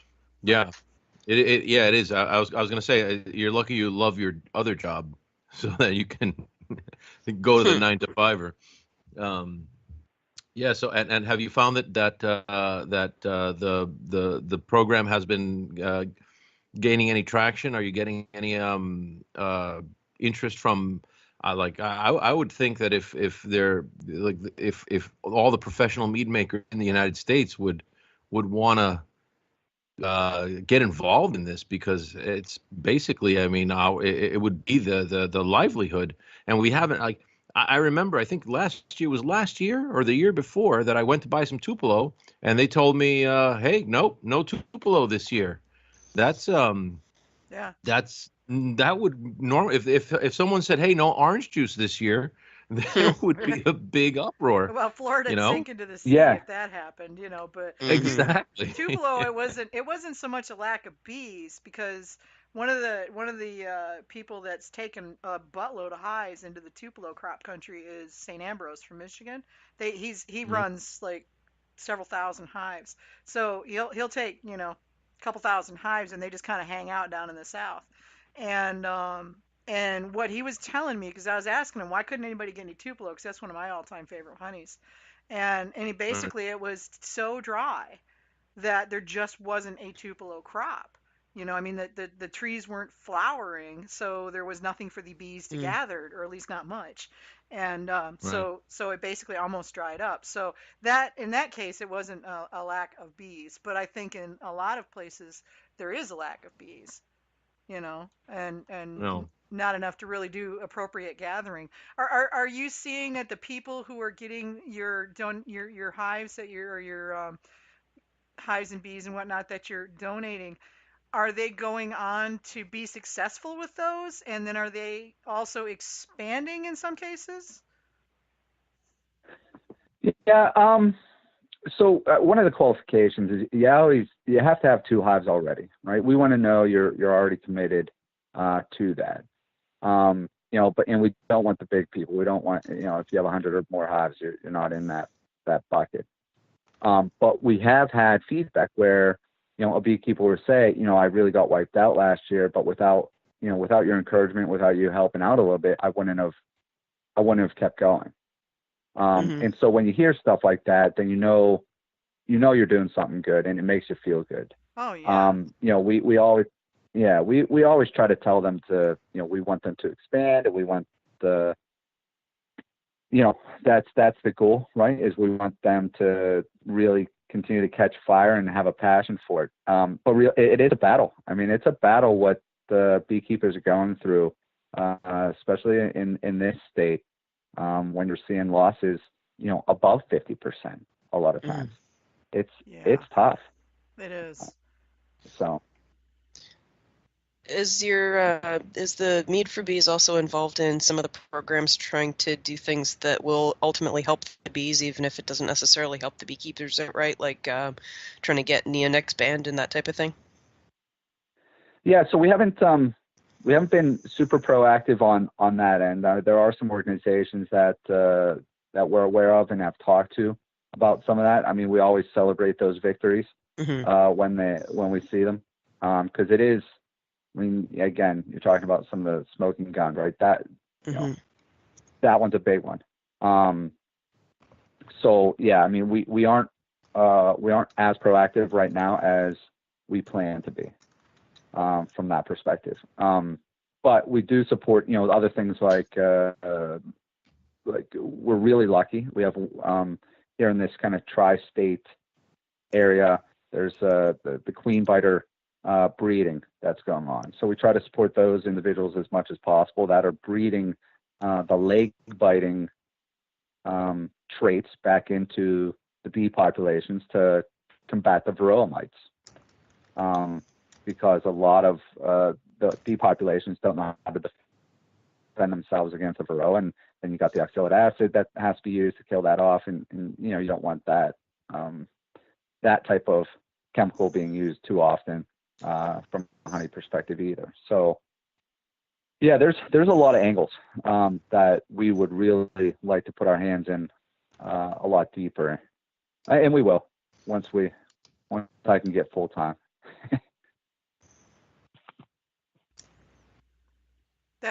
But I mean, the thing is, though, is that you're evolving the program as you go forward and, figuring out where the holes are and the things that you want to improve on or expand upon. And I think that's really awesome. I mean, it shows a lot of dedication, and especially for a meadery as new and as small as you are, relatively speaking, that you're making this kind of a commitment pretty much from the get-go. I think that's really amazing, and I'm really impressed with that. Yeah, I mean, it helps you sleep at night, and it gives you cause, it gives you purpose. I think everybody in the world, the secret to happiness is having a purpose. So, it's one of those things that helps drive me and drive the employees that work for us. Because how can you shoot a hole in what we're trying to do? Yeah. It makes sense. Yeah, it sounds like something that should get rolled out to other meaderies, and have like a meadery sort of good network, making this happen everywhere, because it's a very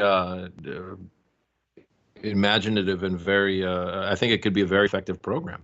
Ooh, that's something that maybe you ought to propose to the AMMA. Did I just say that? Was that my loud voice? I'm sorry. I don't know. I'm not kidding though. I mean, I think that's a really interesting potential project. What the board would decide to do with that, I can't say, but I think it's a good idea, and I think it has the more potential. people you get involved in it. Exactly. I mean, that's the thing is, like, if you get enough meaderies doing it, then that spreads the costs around so that it doesn't put a big hurt on anybody, and it helps with I mean, let's face it. I mean, from a purely mercenary standpoint, without the bees, there's not a whole lot of mead going on, or life for that matter. But setting aside for the moment that we'd all die if there was no bees, there's not going to be a whole lot of honey if there's not enough bees too. And we're already looking at, judging from Mike Fall a couple of years ago, there was conversation on the AMMA group on Facebook, and it basically came up with just how much honey are we using as an industry, and we don't know because there's no way to track that short of picking up the phone and calling every single meadery in the country and saying how much honey did you use last year, and how much of it was U.S. honey versus some from someplace else, and Mike did some math, and that man is scary with math. He basically got out his maths and worked the numbers, and it came down to, like, if I remember correctly, God, I got it somewhere. I have this stored. I'll have to try to track it down and post it. But I think it came down to, like, within 5 or 6 years from a couple of years ago, and we're increasing at a faster and faster rate as an industry.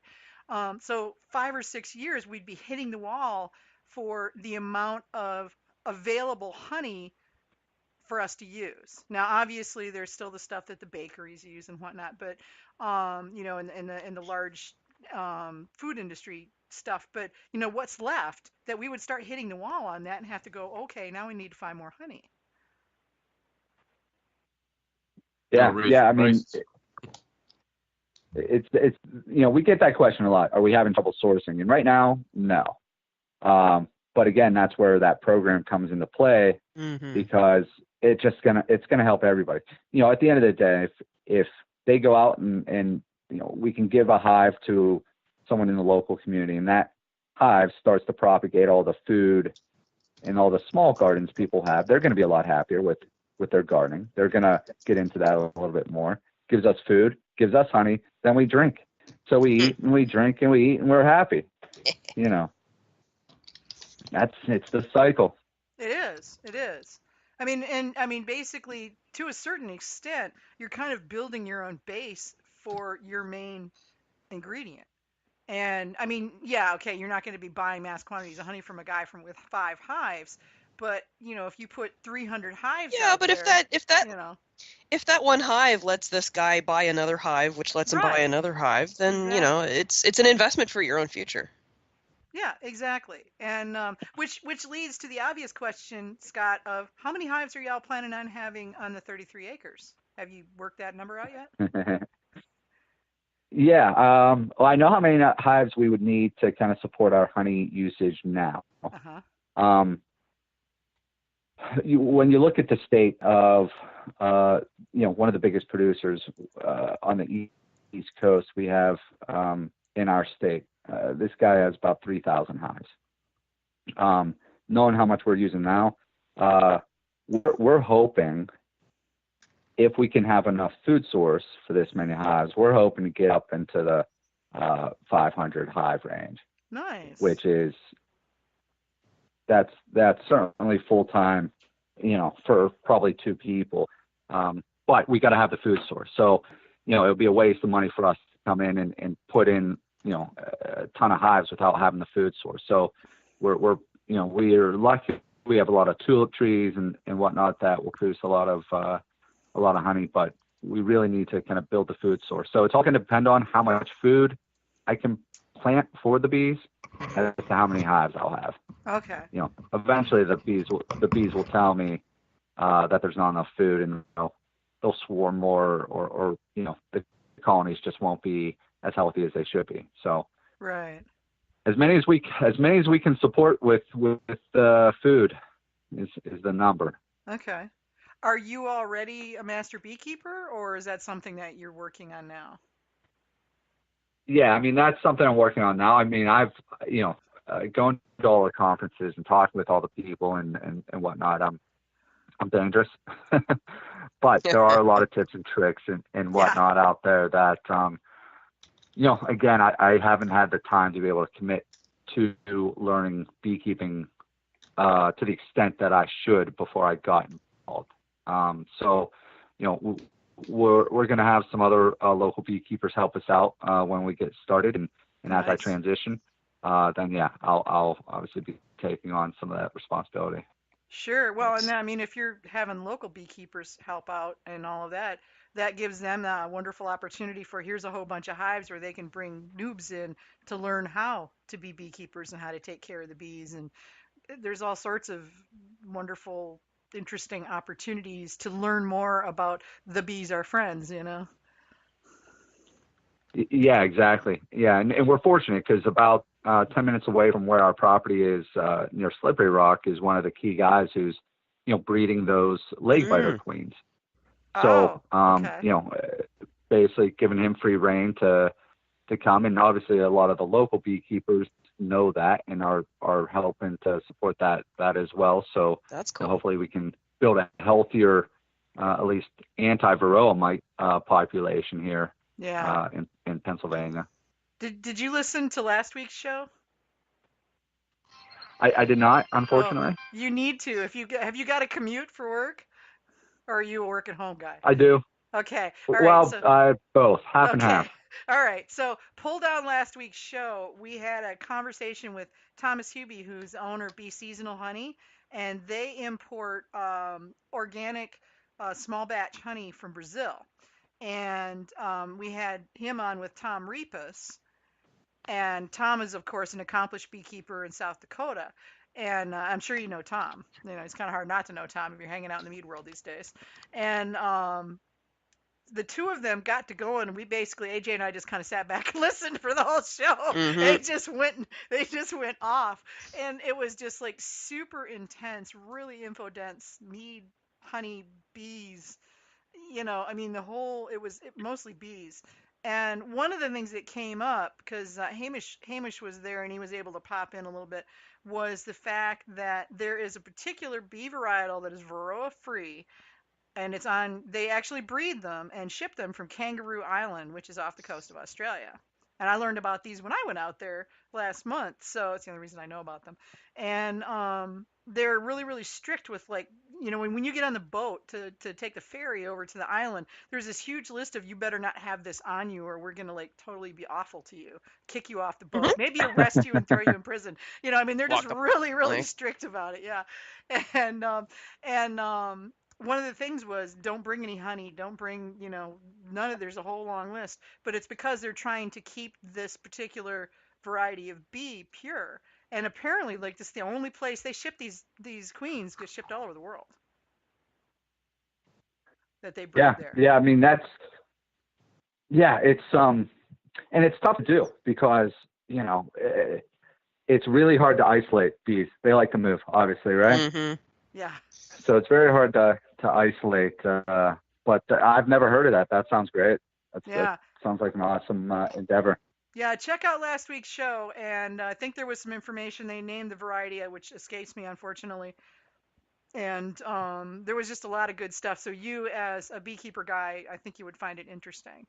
But I'm just fascinated by the whole thing because I know bupkis about taking care of bees. I just know they're really cool, and I like them. But I don't know anything about caring for them or getting honey from them or helping them grow or anything like that. That's something I'd like to learn, but like you, it's like there's only so many hours in the day, and I have a job. So. Yeah, I was mentioning that I had some interest also, but just doing a little bit of research, it's like if you don't really have time to dedicate to it, you would be doing them a disservice by putting a hive in your house, or in my case, I was going to do it on my roof, even though it's illegal in the Miami Beach city limits. But I was like, if I'm going to kill 5,000 bees, I'd rather just not do it, because I wouldn't. It's you really have to be dedicated to do a good job, and just keep one hive, much less 5 or 6 or 10. Or 100. I think. Yeah. Or 100, yeah. But I mean, even like it would be really nice if you could keep bees like you keep a budgie, But you just or a bunny. Yeah, or a bunny, right? But you just can't. It's not. It's you. I mean, I think you need to have some dedication. And I saw that hive that came out maybe 2 or 3 years ago that they had the Flow very hive. Oh, the flow hive. the flow Yeah, hive. don't say that word to beekeepers; they lose their minds. Yeah, and beekeepers hate the flow hive. I don't know why, but I understand that a lot of them do, and I imagine that there's a very good reason for it. So, but I don't know, But from what I understand, the flow hive isn't any easier. It's just easier to collect the honey, but you still have all the other stuff that you have to do practically on a daily basis. So it's it's that I'm saying I just wish it was easier to keep them, and I would. Yeah, it's a big. You just highlighted a big mistake, because people will ask, oh, well, how can I get one? And I really, again, I direct them to the beekeeping associations. I say, well, first thing you need to do is you need to go and take some classes. Yeah. Here in Pittsburgh, go to Bird Bees, go to Country Barn Farms. Like, you got to talk to the guys and girls that have been doing it for a while. And then when you're ready to commit, take that first step and then come back to us. Right. Yeah. Because it ain't easy. No. I mean, like I said, I've talked to so many beekeepers here in Pennsylvania that have lost, they lost all hives. They had 8 and now they have none. So they gotta rebuild. Is that from whatever's happening to the bees, or is that because they just made mistakes, or? So some were mistakes, but talking about kind of the four main issues, right? So you have your varroa mite, right? That's a big issue. You have kind of the food source and the all the chemicals being used, obviously a big issue. Queen health, right? So typically queens should last about 3 years, and build a nice healthy hive. But now they're lasting 1 to 2 years, and that without the queen, obviously the hive kind of disintegrates. And then the fourth one really is a tough one for us to manage, and that is weather, right? So when it's all of a sudden, like here in the Pittsburgh region, when it becomes, we'll have some Januaries or Februaries or Marches where it'll start getting up into the 70s in the winter, and the bees become active and they think, oh, spring's here, and they go out and there's no food source anywhere, but they've expended all this energy, so they come back and they starve because they eat through all their reserves. So you add all those combinations, and it's tough. It's definitely tough. I think weather definitely is a big one in this region right now. That's creating some problems. So again, you have to be dedicated and do what they're doing. You don't want to necessarily disturb them too much during the winter because they're trying to stay warm as well. But we can go here in Pittsburgh. We can go from a 70-degree day to a 20-degree day in a day. Oh yeah. Mm-hmm. So, Been there, done that. I lived in Pittsburgh for a couple of years, and yeah, I remember that. Yeah, we get that Yeah. here in the spring and fall sometimes too. Just Yeah. gets stupid So- hot and then stupid cold.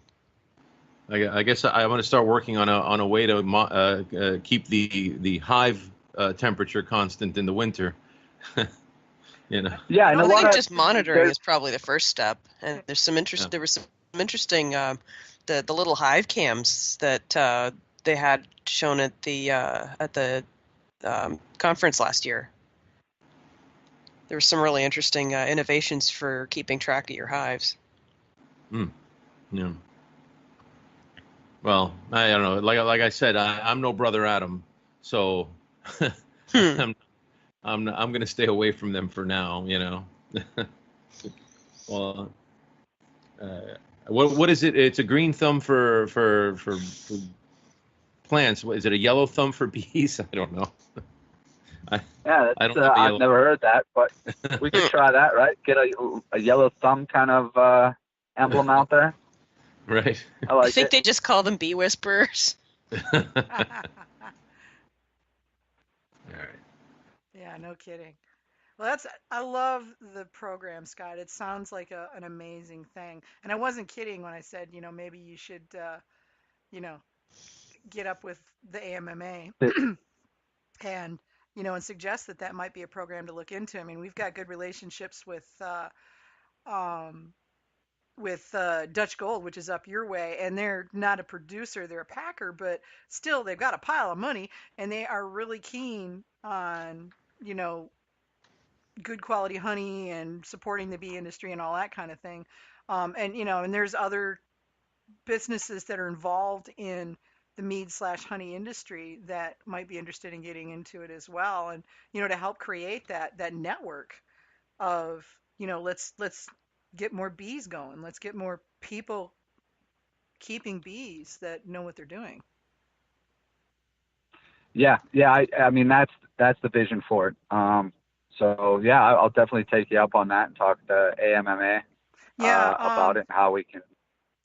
Get up with Tom Repas, since he's our resident bee expert anyway, and he's also on the home governing committee for the AMMA. So it's a great place to start because of his expertise, with it coming from two different people, him inside and you from the outside. That's going to carry a lot more weight than if I, as a total bee newbie, go in and go, hey, I think we should do this. I mean, I could definitely lend my support, and that's not going to hurt.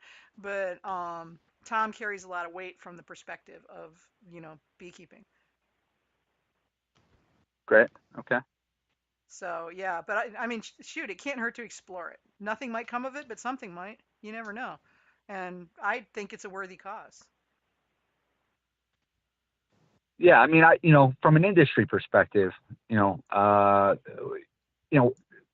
producing great mead, right? That's going to help the industry as a whole from our perspective. And there's obviously some really big producers now in the States here. And so, it would be great if we can get some of those large producers on board with the program and really start publishing some stats that show kind of our impact as an industry. God, yes. When it comes to that. I mean, there's obviously some very very obvious benefits to that, and I don't know if anyone again can shoot a hole in that in that mission. So let's drink and save the world, right? Right. That's exactly. one of our mottos. Yeah. It's one of our mottos. One of the other people you probably ought to hook up with is Frank Goldbeck out at Golden Coast in San Diego. Mm-hmm. He is a huge supporter of the environment and bees in general, and he's been doing research into organic honey production and stuff like that. So he's super enthusiastic about it. He's a great guy. Definitely worth. I can connect you guys. You want to drop me an email? I can connect the two of you. But it's that'd be great.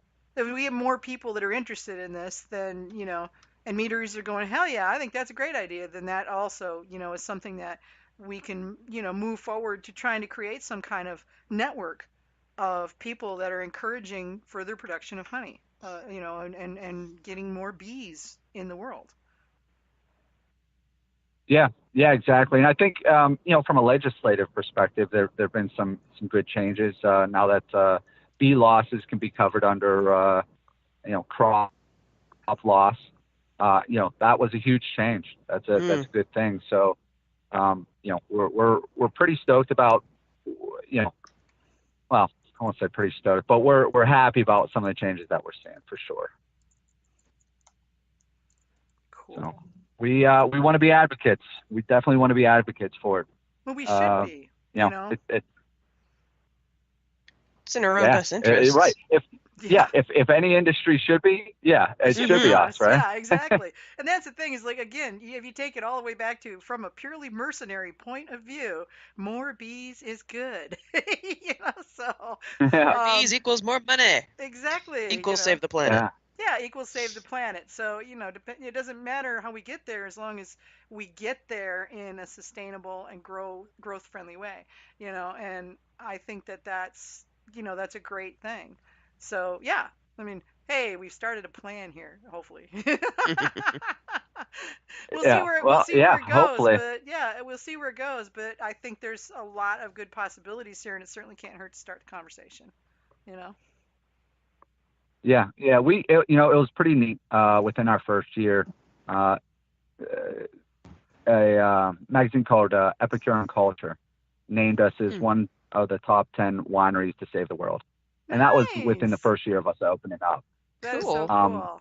So yeah, when you're getting that type of thing, right out the gate, and you got something special. So yeah, all for spreading that mission for anyone that wants to help take the banner. That is cool. Okay. Mm-hmm. Yeah. Then drop me a line and just to remind me, because I'll get buried and forget. And then I'll start wheels turning, and I'll connect you to some people, and then you guys can start talking, and we can see what happens with that. Does that work? Yeah, that'd be great. That'd be terrific. Awesome. That's so cool. Yeah. Very excited. Yeah, and you didn't think you were going to be on for 2 hours. Okay, not quite 2 hours. Look at that. He's like, I don't know if I can do 2 hours. I can talk if you give me some topics, right? You give me something I'm passionate about, I'll talk. That's why. That's the why whole I trolled point. tonight. Yeah. To find out what makes Scott tick, and that wasn't hard at all. You gotta, if you're in the industry and you don't have a passion for it, you're not in the right industry. Yeah. gotta want to do good and make good stuff, and that's the only way we grow. Not with the fads and all that. You gotta really want to do it. It's hard to believe that in just 2 hours, Kingview Mead and Got Mead saved the bees. Yeah, just like that. Snap. There you go. Yeah. If it was only that easy. Right. Right. Well, the first, but, the way to get to success is to take the first step. So, we did that. Heck yeah. 1,000 miles to go. Hey. That's right. We'll find a Learjet out there, and they'll make it faster. Yep, exactly. Hopefully. And to say, pulling out my coaching background, every step forward is a step forward. That's right. Yeah. And every step backward is a learning experience. It's a learning experience. Yeah, it's not a failure. It's just learn how not to do something. That's all. But yeah. Speaking of a learning experience, aren't there some events coming up? Yes, there are. But we're going to go ahead and, since I know Scott didn't really want to spend 2 hours on the phone, we just basically lured him into an unending conversation. We're good at that. I have absolutely no problem. Loved the conversation. I appreciate the opportunity. Hey, thank you for coming on. It was a whole bunch of people that said you needed to, and I'm really glad they did. So, this is what happens when you ask the Got Meaders who they want to hear from. They said you. So. Awesome. Yeah, so I'm looking forward to getting getting up your much. way and trying out your meads. In the meantime, I'll see if I can't snag a couple off of Vino Shipper and check them out. Yeah, that's great. We'll ship them to you. Awesome. All right. Well, thank you guys very much. Appreciate it. Thank you. Thanks for coming on, Scott. Thank really you. appreciate it. Cheers. Cheers.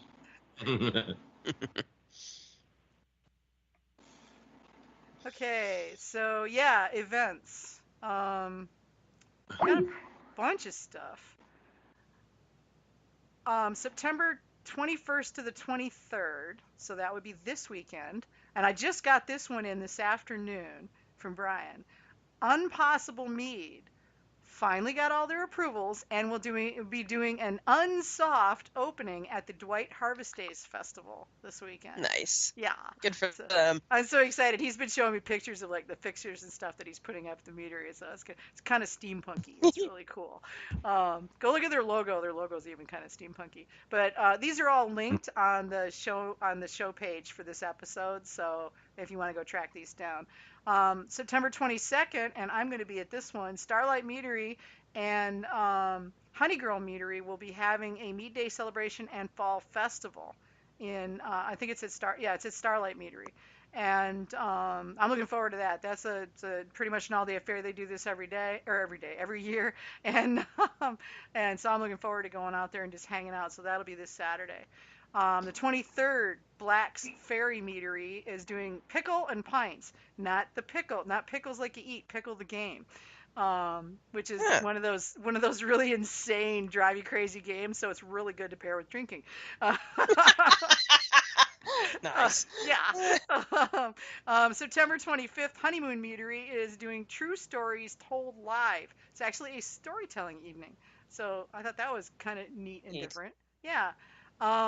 September 25th is the Seven Seas Mead Fest. It's in Missouri, and there will be a couple of different meaderies there, so go check it out. We've got that linked as well on the episode page.